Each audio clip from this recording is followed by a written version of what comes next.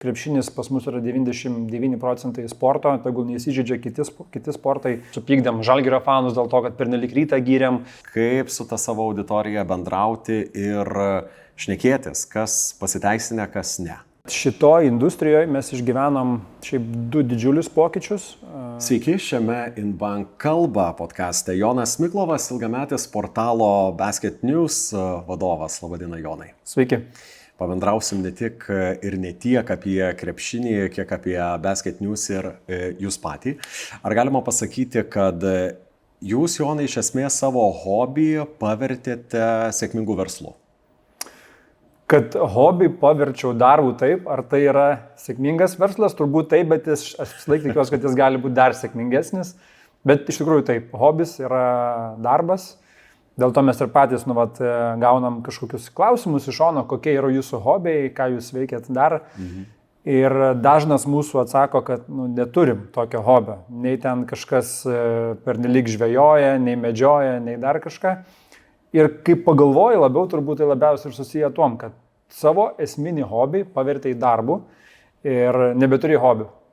Bet čia turbūt yra ir tam tikra sėkmės formulė, kai darai tai, kas be galo patinka ir galiausiai tai tampa veikla, už kurią gauni pinigus, už kurią samdai komandą, kuri irgi tokie patys mylintis krepšinį. Tai turbūt taip ir čia yra mūsų tokia didžiulė sėkmė dėl to.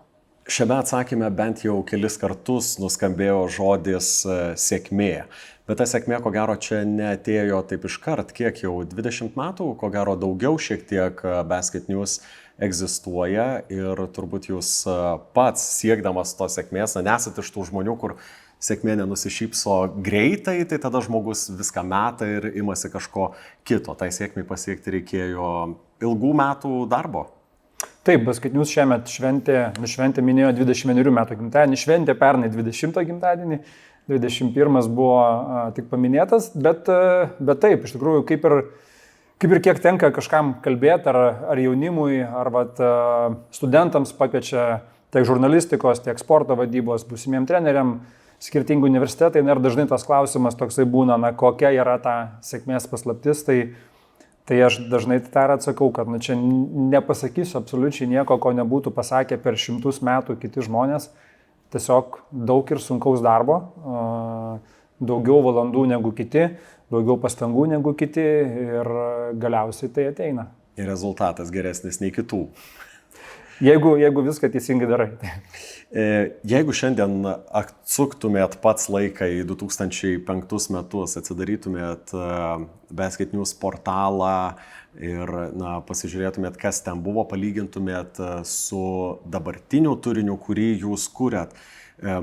Iš 2005 metų perspektyvos jūs pats patikėtumėt, kad per tuos 21 metus galima tiek pasiekti ir iki tokio lygio pasiekti, kad jau jūs domintų ne tik Lietuvos auditorijoje, bet ir užsienio?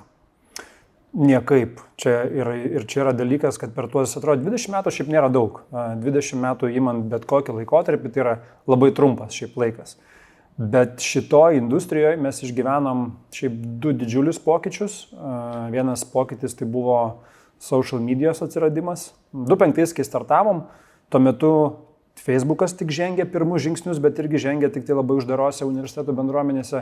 YouTube'o net nebuvo, nekalbant apie visas kitas social medijas. Tai mes kalbam apie absoliučiai kitokį pasaulį. Tada atsiranda social media, kuri labai stipriai keičia žaidimo taisyklės, keičia kaip yra medija vartojama, koks yra žurnalisto vaidmuo, koks yra santykis tarp sportininko ir žurnalisto. Labai stipriai viskas pasikeičia.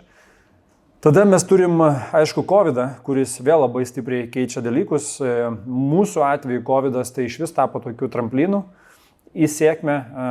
Mes irgi, atėjus COVID-ui, tai įvyko pirmas kartas, kad apskritai sustoja krepšinis, sustoja sportas, nieko nebevyksta. Ir ta legendinė Nike frazė, kad jie turėjo tokį šūkį, man regis po COVID-o jie nuėmė tą šūkį, jie turėjo iki tol basketball never stops. Ir tai būdavo toksai sloganas, kurį visi kartoja. Krepšininkai nešioja ant marškinėlių, visą kitą didžiuojasi, kad iš tikrųjų niekada nesustoja, sezonas baigėsi, tu pasiemi kamuolį, nei vienas dirbi ir tai amžinai sukasi. O čia buvo, kad sustojo, realiai, užsidarė viskas, jokių rungtynių, atsiminkim net lauko aikštelėse, nusuko lankus nuo krepšių, kad vaikai neitų ir nesibūriuotų, ne? Tai realiai jisai sustojo. Ir va ten buvo toksai momentas, kad, nu tai ką mes dabar darom, mes tai negalim sustoti, mes turim kažkaip suktis.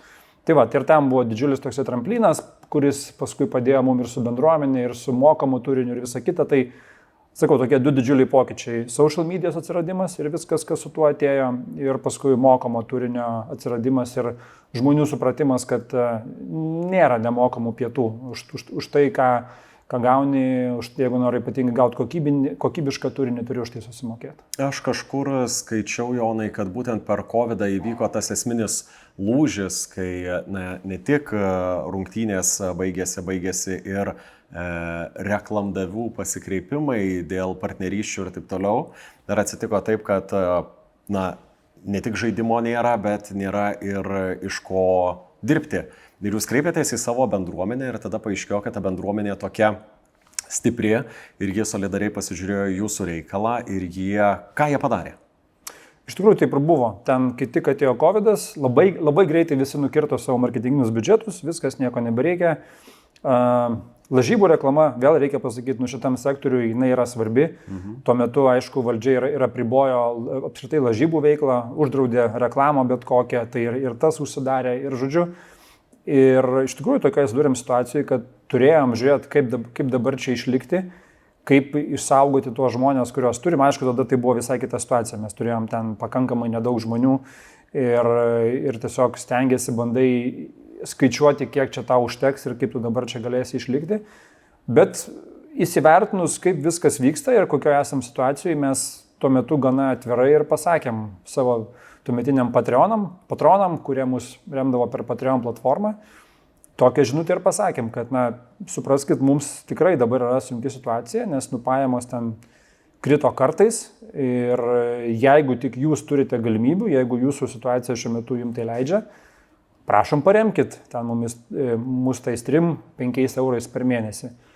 Ir iš tikrųjų tai išgirdo, mes mainais į tai jiems davėm turinį, kur irgi pradėjom kurti gana greitai per nuotolinius įrašus.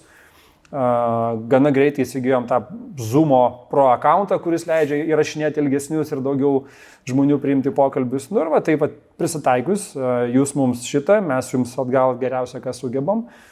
Ir ten turbūt ir labai stipriai užsimezgė tas toksai 2 pusių eismas, kad negali tikėtis, kad bendruomenė kursis augs ir tave palaikys, jeigu tu jiems neduosi kažko atgal. Tai labai buvo stiprus įstraukimas ir turbūt po šiai dienai mes labai stipriai bandom tai tęsti ir toliau, kad tai nebūtų tik tai prenumerata, kad tai nebūtų tik tai mokamas turinys, bet kad tai būtų ir bendravimas, ir vasariniai sąskrydžiai, ir įtraukimas į tą patį turinį žmonių. Kad tai būtų tikrai jausmas, kad tu dalyvauji, prisidedi prie didesnių reikalų. Ir dabar tų prenumeratorių apie 10 000. Beveik 10 000, taip. Čia tie, kurie BN Plus tą turinį prenumeruoja, kuris yra išskirtinis ir būtent prenumeratoriams skirtas. Taip, teisingai. Ir tai vėlgi, ir kas dar tikrai stebina, mūsų kaina, tarkim, lyginant su naujienų portalais, jinai yra aukštesnė. Naujienų portalai tarpusavį konkuruoja maža kaina, daug akcijų turi, visą kitą. Mes to negalim sau leisti ir mes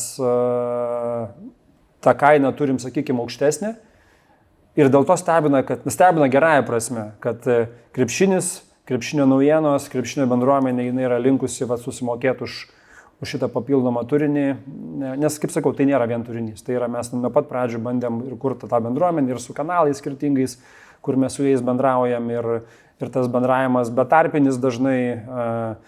Dėl to ir jauti kartais tiesiog elementariai gatvėje kažkas prieina, kažkas padėkoja už tą turinį, kažkas sako, aš jūs prenumeruoju ir tai sako su pasididžiavimo jausmu, kad aš jūs prenumeruoju. Tai labai smagu tai girdėti ir turbūt supranti, kad kažką teisingai darai, jeigu girdi tokius pagirimus. Jonai, dabar žvelgiant iš žiniasklaidos, kaip žiniasklaidos atstovas, jūs džiaugiatės, kad jūs taip specializuojatės konkrečiai į krepšinį. Tai padeda labiau burti tą bendruomenę ir prenumeratoriaus skaičiaus didesnio siekti ar ne? Nes jūs netgi ne tai, kad apie sportą rašot, bet jūs rašot tik apie krepšinį. Lietuvoje tai tikrai padeda. Ar užsienį tai padeda, mes vis dar bandom įrodyti, kad tai padeda. Mes turime ir anglišką platformą. Jau 5 metai, tai ten galbūt yra sunkiau. Lietuvoje visą laiką buvo akivaizdu ir aš pats asmeninį tokį turėjau požiūrį, kad Čia sporto tinklapis, jis nevažiuos. Jeigu bus tai sportas, toksai bendrinis, vis tiek viskas galų gale sustoja apie krepšinį. Ir krepšinis pas mus yra 99% sporto, tegul neįsižeidžia kiti sportai. Tas pats futbolas dabar kyla ir tikrai laikau čiūrus, kad tas futbolas kiltų, nes duok Dieve, kad tik tai jiems sektųsi ir mes turėtume kuom didžiuotis, bet iš kitos pusės pas mus yra krepšinis.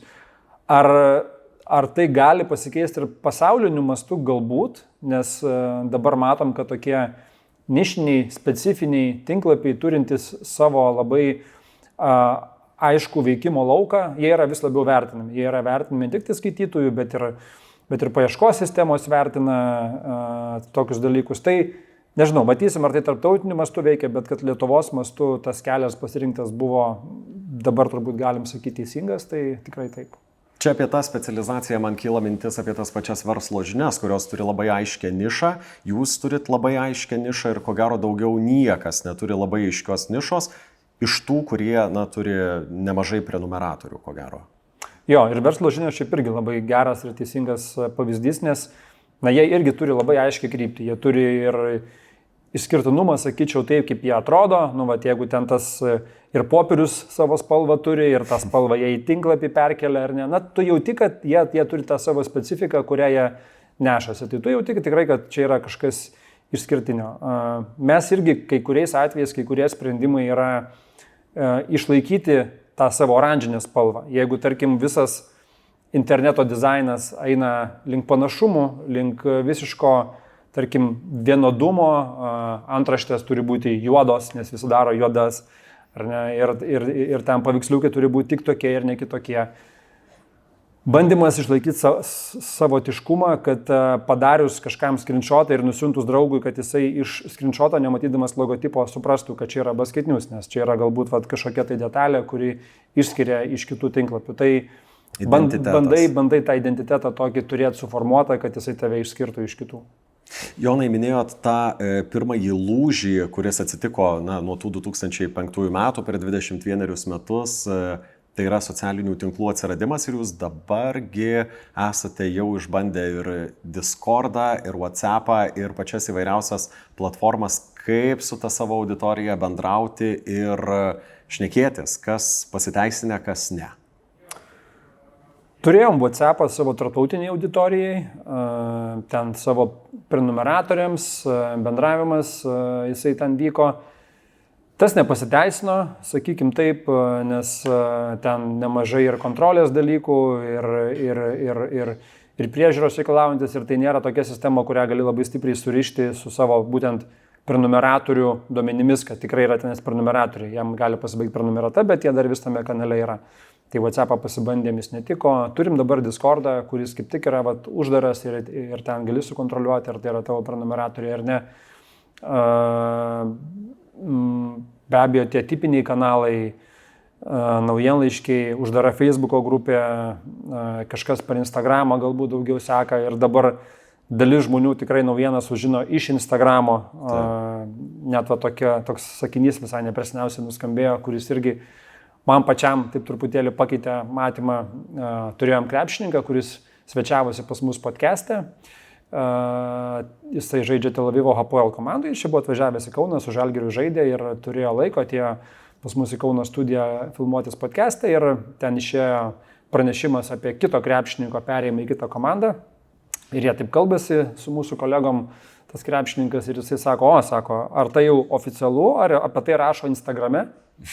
Tai to krepšininko tikrai gudraus, protingo vyro klausimas buvo, ar tai yra Instagrame. Jeigu tai yra Instagrame, reiškia, tai jau yra oficialu. Tai kaip irgi pasikeitė visas supratimas, kur ta medija yra ir iš kur tu gauni naujienas. Tai Instagramas tikrai yra vienas iš tų kanalų, kuriame dabar senai jau turi matytis. Tai ten esam. O šiaip ir labai stipriai, aišku, pakeitė podcastai. Aš pats tą pajaučiau savo kailiu. Jeigu ten iki podcastų 12-13 metų rašiau labai daug ir ten keliauji su komanda ir tavo pavardė visur matosi ir nuotraukytė matosi ir visa kita. Bet pradėjai daryti podcastą ir dar kai podcastas buvo pakankamai mažas, žmonės tave staiga atpažįsta. Ten sakau, tu galėjai iki tol rašyti tūkstančius tekstų, tavo pavardė galėjo matytis visur, bet tik tai užtenka pradėti filmuotis kažkur ir tampėti pažįstamas. Tai turbūt ir tas buvo toks didžiulis pokytis, kaip žmonės priima informaciją, kaip jie ir žurnalistą priima ir kitaip vertina. Tai, sakau, tai social media tikrai buvo tas dalykas, kuris labai stipriai keitė ir kur turėjom taikytis prie naujų taisyklių. Jonai, apskritai jūs nuo nulio sukūrėt didžiausią šalyje krepšinio portalą, dar išsiplėtėt už Lietuvos ribų, tai jeigu Lietuvoje tą auditoriją galima pasiimti vien turbūt dėl to, nes sako, kad krepšinis čia antra religija Lietuvoje, tai užsienyje, kaip yra su užsienio auditorija, ar ten reikia kažkokių kitokių prieimo būdų ieškoti ar dirbti su ta auditorija užsienyje esančia yra sudėtingiau, lengviau negu Lietuvoje? Kokios įžvalgos čia? Sudėtingiau tikrai. Tai labiausiai turbūt ir veža ir dėl to labiausiai galvas skauda, nes tai yra visai kita specifika. Mes Lietuvoje vis tiek veikiam mažoje erdvėje, mes žinom, apie ką čia yra fanai. Ir tai kartais sugebam prisidirbti, nerasdami žodžių teisingų, kaip į tuos fanus kreiptis. O užsienyje dar kita specifika. Mes ne tik tai iš prieimo prie fanų, bet ir to pačiu, kaip mums tenka kartais laviruoti tarp dviejų komandų. Tarkim, yra Graikija, yra didžiulis skilimas. Yra viena komanda, yra kita komanda ir tu esi arba vienoje pusėje, arba kitoje pusėje. Ir net ir pačioms komandoms yra tenais sunku suprasti, kad žiniasklaida gali būti neutrali, kad jinai gali būti ta per vidurį, kuri vienodai dėmesio skiria ir vienai komandai, ir kitai komandai. Tai kiek buvo atvejų, kai skiri per daug dėmesio vienai komandai, tada kita komanda pradeda skleisti įvairiausius būtus, nebūtus dalykus, kad jau čia jūs ir nupirkti, ir taip toliau, ir panašiai. Kaip tada apsikeičia stalai, kita pusė supyksta dėl to, kad apie kitą komandą per gerai parašai, dėl to ten nebepriema kolegos žurnalisto į lėktuvą, su kuriuo skrenda, visus paima, mūsų vieno kolegos graiko nepaima, arba paskui ir visų nebeįleidžia, nes tiesiog supyko ant medijos tą komandą. Tai ten tokios dramos, kur mums žiūrint iš mūsų Lietuvos perspektyvos, mes kažkaip čia daugiau to tokio šalto proto turim. Ten yra labai daug karšto proto, karštų emocijų galbūt labiau. Ir toks laviravimas, taikymasis prie tokių dalykų, tai yra taip, prie ko mokomės ir bandom išlikti. Tai ten dar vis yra iš tikrųjų nuolatinis ieškojimas. Bet tai nėra vien tik tai tinklapis, tai yra ir mes dabar turim 2 YouTube kanalus, 3 iš tikrųjų. 2 skirti Europai, 1 skirtas Amerikai apie NBA turinį. Darom labai daug YouTube. Tai yra fantasy žaidimas, kurį irgi mes bandom užsienyje auginti, Lietuvoje turėdami jau pakankamai nemažą bazę. Tos pačios naujienos, social medijos kanalai, tai pakankamai taip plačiai bandom apriepti ir kartais sekasi, kartais ne. Čia tas pavyzdys apie Graikiją priminė ir neseną situaciją Lietuvoje. Čia irgi kai kas klausinėjo, ar ne per daug dėmesio skiriama vienai komandai, buvo pasisakymų apskritai, kad čia Lietuvoje yra tik viena komanda ir taip toliau. Apskritai, jeigu jūs dabar, kaip paties jau klausčiau, kur dabar didesnis dėmesys? Ar Lietuvos rinkai, ar užsienio? Kur taikotės? Kur daugiau energijos? Sakykime, daugiau žmonių, sakyčiau, vis dar dirba prie lietuviško projekto.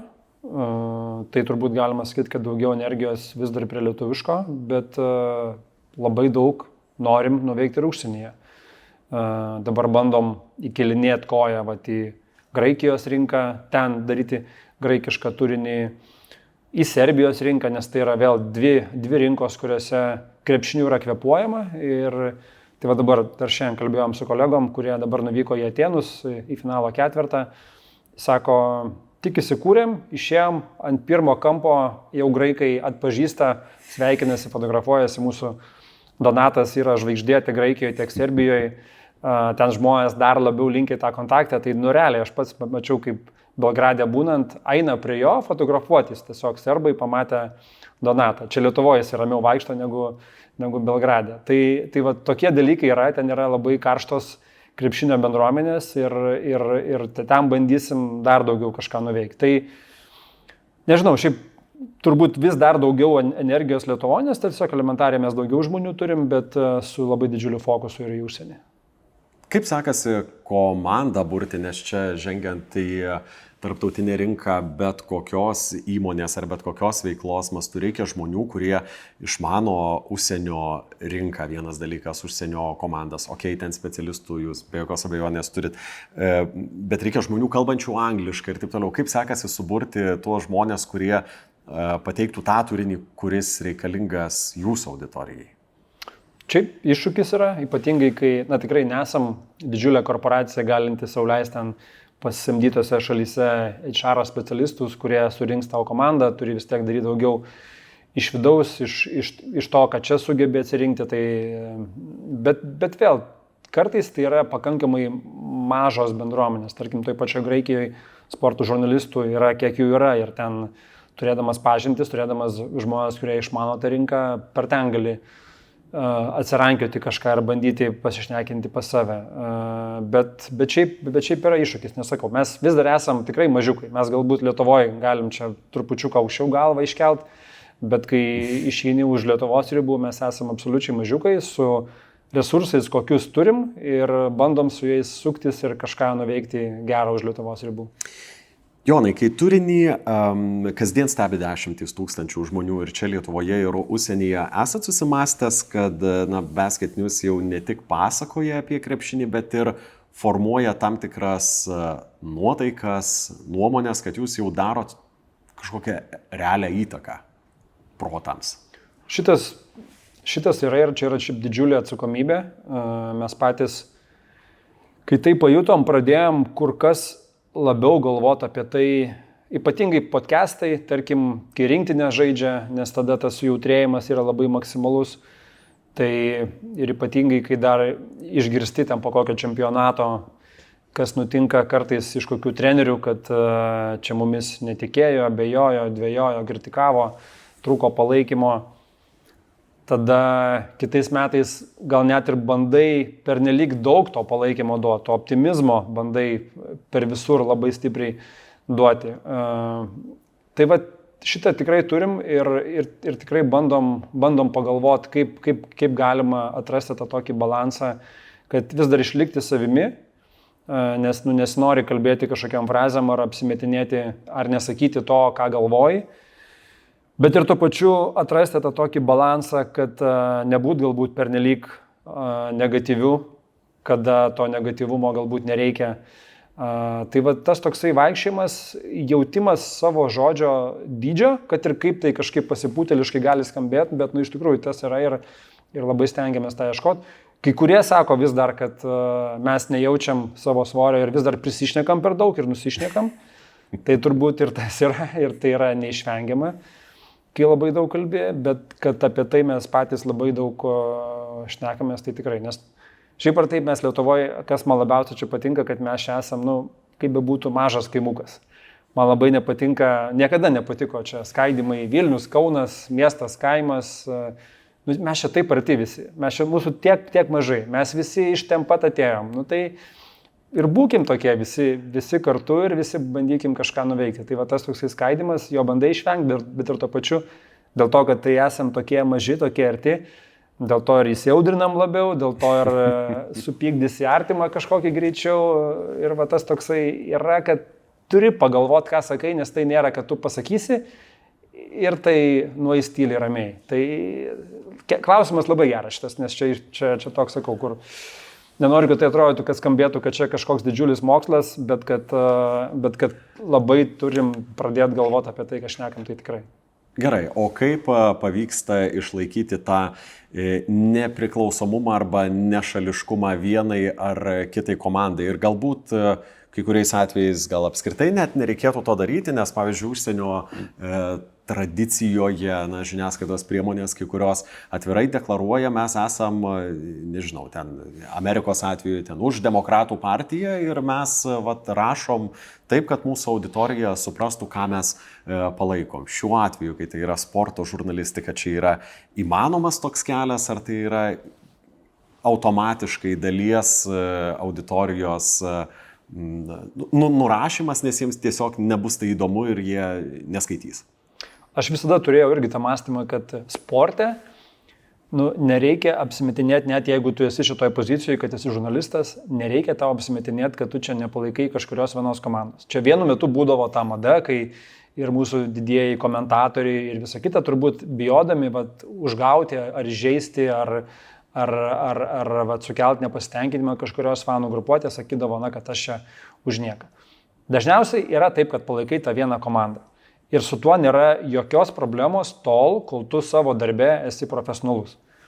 Aš esu iš Kauno, aš užaugau su Žalgiriu. Akivaizdu, man ta komanda yra brangi ir visa kita. Bet dirbdamas savo darbą, aš niekada neįneždavau to šališkumo, kad, sakykime, laimi ten finalą Rytas prieš Žalgirį. Aš dar kai anksčiau daugiau rašydavau, jeigu aš jaučiu, kad yra gera istorija, o dažniausiai tai būdavo labai geros istorijos, aš parašydavau labai gražius tekstus apie Ryto pergalę tose finaluose prieš Žalgirį. Nes aš negaliu būti tas fanas, kuris rėkaus, kad čia kažkas nesąžininga, ar čia teisėjai kažkokie ir taip toliau. Ne, jeigu tai graži istorija, aš rašau gražiai apie Rytą. Jeigu tai graži istorija apie Žalgirį, rašau gražiai apie Žalgirį. Ir galbūt tas toksai supratimas, čia kur mes dabar turėjom tokį irgi nepasitenkinimą, supykdėm Žalgirio fanus dėl to, kad pernelik Rytą gyrėm, Ryto fanus prieš tai buvom supykdę, nes per daug apie Žalgirį kalbėjom. Bet aš galvoju tiesiog prieš save, aš žinau, kad aš galiu būti ramus, aš žinau, kad mano kolegos irgi, mes turim žmonių, kurie palaiko Rytą.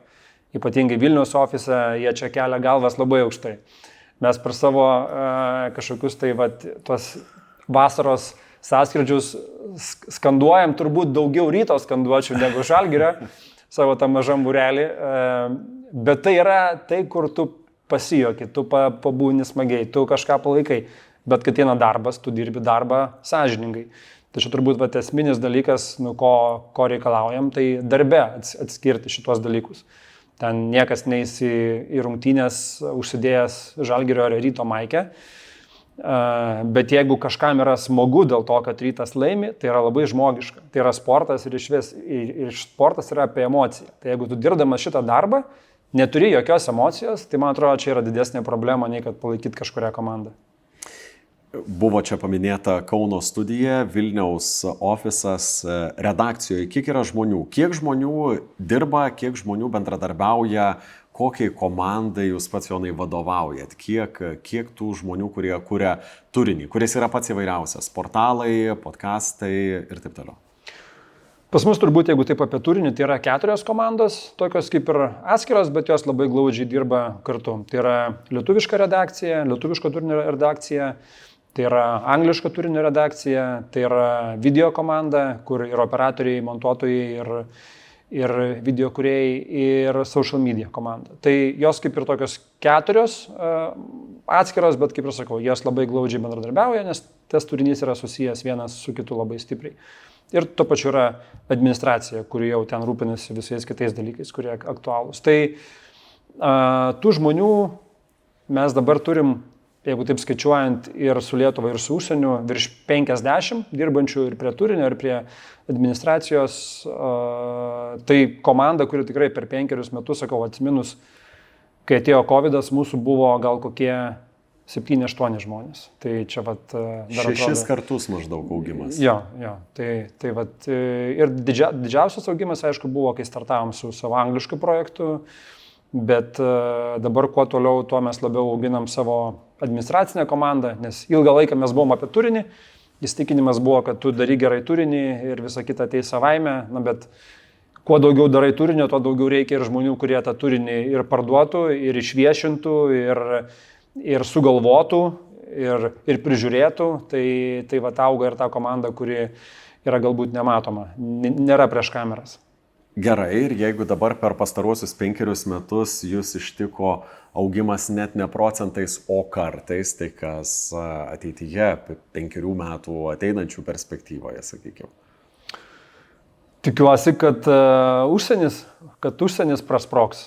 Lietuvoje mes, kaip sakau, kiek turim žmonių, tiek turim, kiekvienu turim džiaugtis, mylėti ir gerbti, kad ir pasipykstam su fanais ar fanai tarpusavį, bet reikia čia džiaugtis tom, kad turim, o užsienyje, ten dangus aukštesnis, ten tos galimybių ribos aukštesnės, tai noras ten kažką daugiau nuveikti. Ar yra planų ne tik apie krepšinį pradėti kalbėti, bet ir apie kitas sporto šakas, tą patį futbolą? Niekada nesakyk ne šito klausimu. Aš tikrai norėčiau, kad futbolas, tikrai nuoširdžiai norėčiau, kad jis Lietuvoje būtų didesnis. Ir tikrai dabar džiugu ir dėl to, ar kas Kaune darosi su Kauno Žalgiriu ir Vilniuje su Vilniaus Žalgiriu.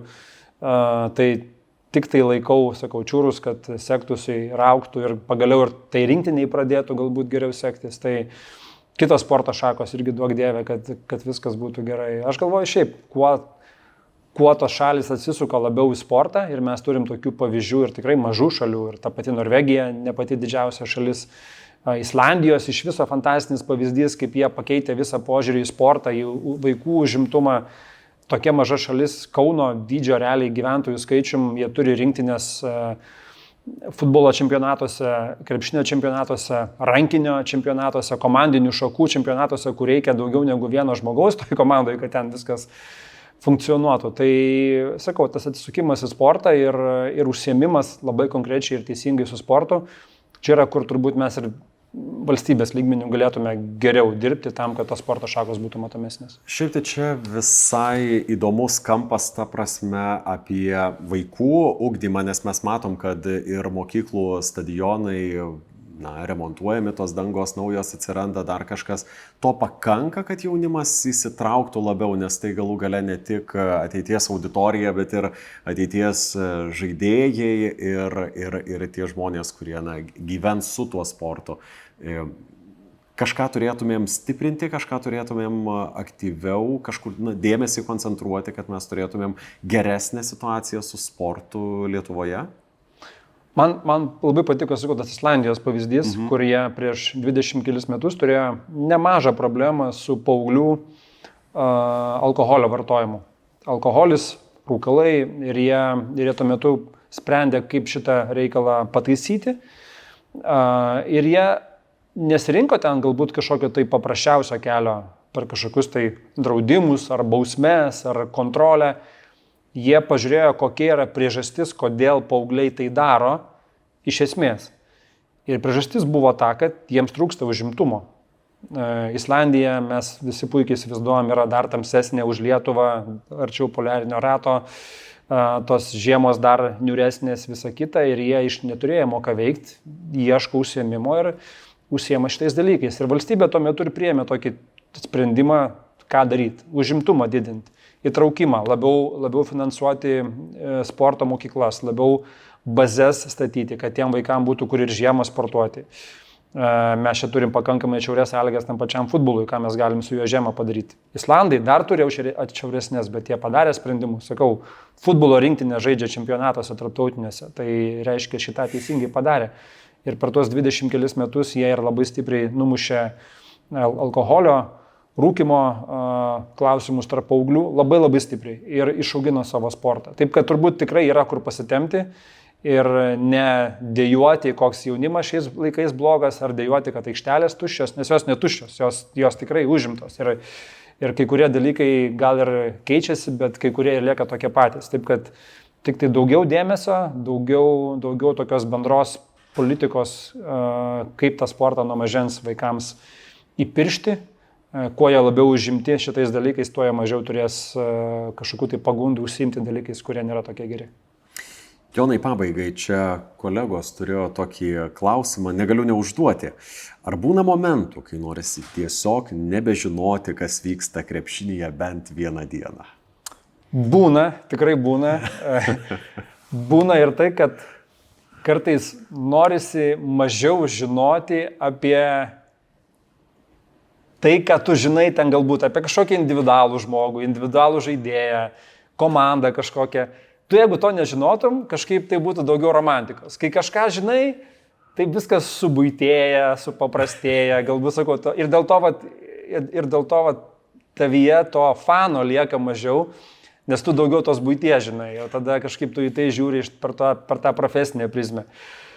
Tai kartais tikrai norisi pabūti paprastu fanu, kažko nežinot, dėl to ten jaustis ramiau ar laisviau keikti trenerį kažkokį ar teisėją ar panašiai, bet kai daugiau žinai, kažkaip kitais akiniais žiūri į tos dalykus. Jonas Miklovas, ilgametis portalo Basket News vadovas čia podcaste InBank kalba. Jonai, norisi palinkėti gerų, įdomių rungtynių, gerų rezultatų ir įdomių reportažų iš įvykio vietos. Ačiū labai. Ačiū.